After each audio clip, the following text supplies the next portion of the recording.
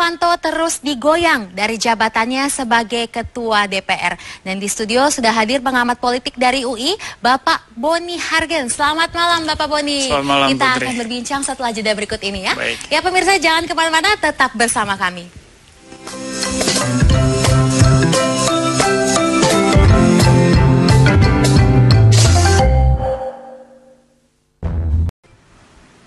Empat anggota DPR mulai menggalang mosi tidak percaya kepada Setia Novanto. Mosi tidak percaya ini terkait dilaporkannya Setia Novanto oleh Menteri SDM Sudirman Said ke Mahkamah Kehormatan Dewan.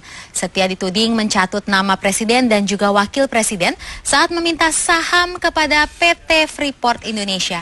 Beranikah MKD memberikan sanksi berat kepada Setia? Dan apa dampaknya apabila anggota Dewan berhasil menggalang suara yang banyak dalam mosi tidak percaya ini? Kita akan berbincang dengan pengamat politik dari UI, Bapak Boni Hargens. Selamat datang. Selamat. Kayaknya saya sapa abang aja, lebih enak ya Abang Boni. Ya abang, ini kan MKD terkenal tidak menjatuhkan hukuman yang berat kepada anggota DPR yang sering melakukan kesalahan. Apakah ini akan terjadi kembali kepada kasus Setnov ini? Ya, yang pasti kita harus melihat MKD ini kan dalam dua dimensi ya. Satu, pertama kita melihat secara normatif bahwa memang ini Dewan Etik. Sebagai Dewan Etik tentu saja dia hanya bertugas untuk menjaga etika dari anggota Dewan. Tidak ada sanksi pidana di sana. Nah, di situ kita akan lihat bahwa dalam kasus yang cukup serius seperti Novanto ini, tentu saja kita tidak bisa berharap ada keputusan yang serius. Nah, yang kedua kita melihat secara politis bahwa MKD ini kan diisi oleh anggota parlemen juga, yang notabene anak buahnya Pak Novanto dalam kapasitas sebagai ketua. Setnov. Ya. Nah, maka bisa dibilang bahwa bukan hanya secara subjektif, tetapi by common sense bisa dipastikan MKD ini juga bagian dari bonek-bonek yang mendukung Setia Novanto. Sehingga saya sendiri tidak banyak berharap bahwa MKD akan memberikan penyelesaian dalam kasus seperti ini. Justru saya punya satu keheranan kenapa Sudirman Said kok lebih berorientasi pada Dewan Etik di dalam melapor kasus pencatutan nama Presiden dan Wakil Presiden ini. Kenapa tidak langsung saja ke persoalan hukum? Karena kan substansinya ini kan pidana sebenarnya. Artinya bukan hanya perkara etika, ini juga adalah perkara pidana. Nah, disinilah tanda tanya besar yang justru menurut saya bisa membawa kita pada satu kesimpulan sementara bahwa memang baik Sudirman Said ya maupun teman-teman di parlemen ya, Setnov dan kawan-kawan ini sedang bermain politik. Ya, artinya jangan melihat dari dimensi hukumnya, murni ini perkara. Kita melihatnya bahwa ini adalah bagian dari political game, tidak lebih. Jadi ya lebih cocok ya di ranah hukum ya? Harusnya, justru. Makanya saya bilang, ini kan meskipun belum ada kerugian material, ya, karena ini masih rencana. Tetapi kan ketika Setia Novanto ikut di dalam pembicaraan itu dan membahas berkaitan dengan perpanjangan kontrak Freeport, satu, secara konstitusional itu menyalahi kewenangannya karena ini ranah eksekutif bukan ranah legislatif. Kenapa ketua DPR mesti datang? Nah, di situ ada unsur abuse of power. Yang kedua, pencatutan nama presiden itu kan sudah kriminal, menyalahgunakan nama orang untuk kepentingan pribadi atau parsial, apakah itu kelompok atau individu. Nah, serius di sini masalahnya. Makanya saya bilang Sudirman sedang memainkan bola seperti apa karena harusnya ini ke polisi dulu baru ke MKD. Jadi menurut Anda ada unsur parpol dong, unsur... Oh tentu saja, ini kan medan politik dia sangat luas ya. Segala logika bisa dipakai untuk menerjemahkan dan menganalisa situasi ini. Tetapi kan kita sebagai rakyat tidak mau ikut di dalam kerumitan itu. Yang kita lihat bahwa ini sini ada pelanggaran pidana dan juga ada persoalan etika, ya harus diselesaikan. Nah maka MKD ini meskipun saya mengatakan ini bagian dari bonek-bonek Setia Novanto, tapi oleh posisi, oleh jabatannya dia diperintahkan secara etis untuk bersikap profesional. Sehingga ada keputusan yang memang berdampak terhadap persepsi publik terhadap DPR, terhadap MKD, dan terhadap keseluruhan kasus ini. Apakah mosi tidak percaya ini termasuk sudah telat? Mosi tidak percaya ini kan menurut saya juga dagelan.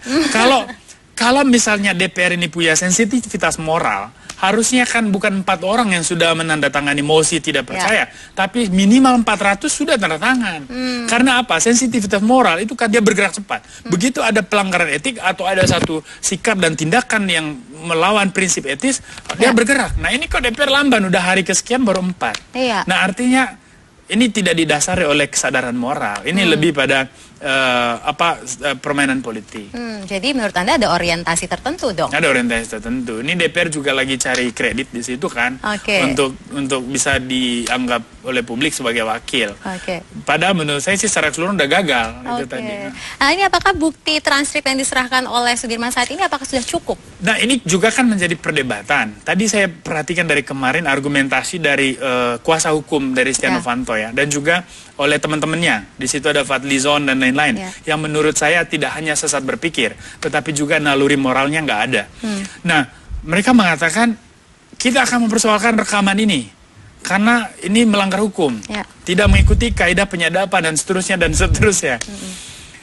Nah, Sudirman Said kan sudah mengatakan kami mendapat laporan, artinya perekaman tidak dilakukan oleh Sudirman Said. Dilakukan oleh pihak lain. Siapa pihak lain itu silakan diusut. Artinya kalau mau pasal penyadapan yang dipakai, nanti yang dikenai pasal itu adalah orang yang melakukan penyadapan. Tetapi substansi dari materinya bahwa ada pencatutan nama, ada pertemuan itu, kan tidak perlu diuji laboratorium karena sudah diakui oleh pihak yang tertuduh. Setia Novanto bereaksi dan ingin memperkarakan perekaman, artinya substansinya diterima. Nah, kalau substansinya diterima, apalagi mau diuji. Nah, itu. Nah, yang kedua ya, kalaupun misalnya ini direkam secara sengaja oleh satu pihak yang terlibat di pertemuan, ya tentu ada tujuan dan sah-sah saja menurut saya. Dan buat kita bukan perkara apakah teknis penyadapan itu benar sesuai undang-undang atau tidak, tetapi bahwa ada pelanggaran kewenangan di situ, ada penyalahgunaan kekuasaan di situ, dan ada tindakan yang overreach power ya, dia kekuasaannya melampaui karena bukan kewenangan legislatif kan untuk melakukan. Dan itu yang harus kita persoalkan. Jadi menurut Anda langkah yang harus diambil itu bagaimana? Nah sekarang Sudirman Said harus ke polisi dong lapor dan proses ini secara pidana. Baru nanti silahkan kita berharap pada MKD yang sebetulnya tidak perlu, tetapi mosi tidak percaya itu harus terus digerakkan. Nah ini teman-teman DPR sensitif kak? Nah ini pertanyaannya. Nah ini penggalangan mosi tidak percaya ini sampai harus berapa jumlahnya untuk menjatuhkan Setia Novanto? Kalau mosi tidak percaya saya belum tahu persis angka ya, tetapi kan keputusan DPR itu selalu mayoritas ya, tetapi diterjemahkan 2/3 minimal dari anggota atau 2/3 yang hadir di dalam rapat paripurna kalau dalam keputusan undang-undang. Nah artinya bisa saja diasumsikan mosi ini 2/3 anggota DPR tanda tangan sudah bisa menjatuhkan. Tetapi kan ini akan sulit ya, karena kita akan bicara sandiwara politik. Di sana kita akan bicara hitung-hitungan taktis. Itu yang saya bilang, politik itu dia menembus batas, dia melampaui ruang dan waktu. Karena ada logika dan gerakan-gerakan yang tidak bisa kita pastikan, baik secara hukum, apalagi secara common sense, nggak bisa. Dan dalam dinamika yang random, yang tidak jelas ini, masa kita harus berharap? Nah artinya lupakan soal mosi tidak percaya. Yang paling penting adalah tekanan publik sekarang. Mampu nggak kita, kelas menengah, media massa ya, NGO dan semua melakukan tekanan yang serius terhadap sistem politik supaya ada perubahan, penggantian Setia Novanto misalnya, pemecatan atau partai politiknya ditekan supaya menarik mundur kadernya dari parlemen. Tapi kan ini kan justru partai politiknya malah mendukung. Otomatis karena kan kemudian mereka terjemahkan di permukaan ini pertarungan antara koalisi Merah Putih dan Koalisi Indonesia Hebat. Iya betul. Nah kalau disederhanakan ke situ pertarungannya, maka akan head to head pimpinan fraksi oposisi dan fraksi pro pemerintah. Nah masuk ke ranah itu, kita masuk ke ranah kepentingan yang rumit dan sangat jamak di situ. Nah maka tidak akan ada penyelesaian terhadap kasus ini, karena kompromi pasti ujungnya. Iya betul. Jadi harapan abang ini terakhir bagaimana? Saya sih meskipun ini harapan normatif ya, dan Tuhan juga pasti mengharapkan yang sama, bahwa kita memakai dalil moral untuk melihat hal seperti ini. Setia Novanto dan kawan-kawan harus melihat dengan hati nurani bahwa ini ada terganggu, harus mundur.